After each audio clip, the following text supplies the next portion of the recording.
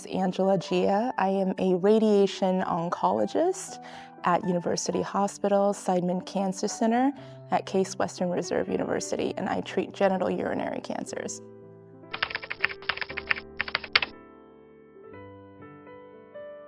Sure, yeah. So radioligand therapy is one of the newer tools that we have in our arsenal,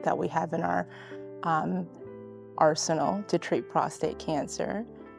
It was more recently approved by FDA in metastatic castrate-resistant prostate cancer patients who have progressed on chemotherapy or an ARPI, so an androgen receptor pathway inhibitor.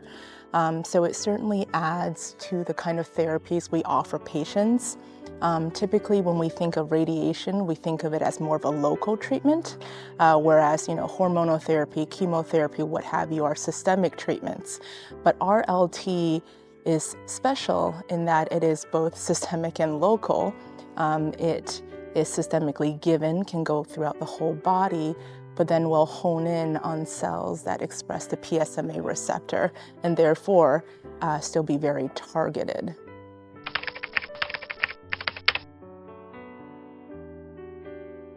Yeah, so actually it has already impacted the current landscape in that it is FDA approved to be used in metastatic castrate-resistant prostate cancer. What you are seeing now, the trials, there's a lot of sequencing and combination of PSMA RLT. It's been shown, in terms of safety, that it is safe to give with PARP inhibitors, with immunotherapy, with different kinds of ARPI, the androgen receptor pathway inhibitors. And so I think the next steps for PSMA RLT is looking at adaptive dosing.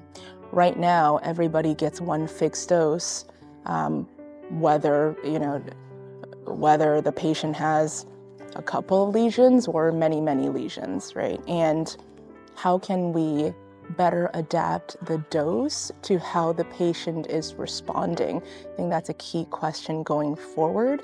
That's why the ENZA-P trial that was discussed yesterday and that was published yesterday was very interesting. They used this adaptive dosing approach where everybody got 2 cycles, and then they had an interim PSMA PET, and then based on that PET finding, those who completely responded, which I believe was about 11% of the patients, did not need to receive any more treatments, versus those who didn't respond or those who still had PSMA-avid disease went on to get 2 more cycles.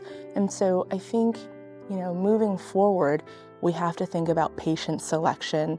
We should think about biomarkers for treatment response so that we don't overtreat anyone, but that we also intensify therapy when that is needed.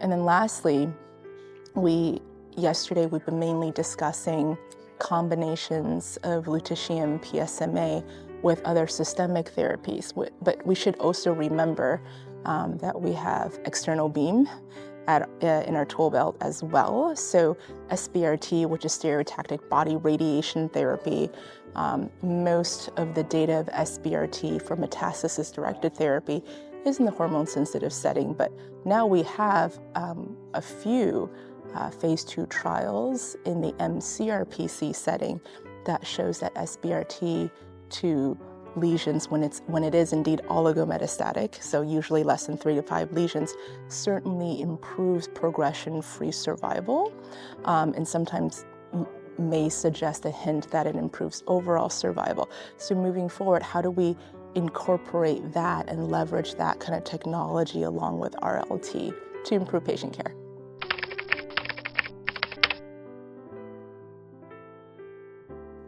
Yeah, so that's exactly what I had just talked about in the previous comment. So I think this is for off camera, but the previous comment I just had answered both of your questions. Yeah, they certainly did.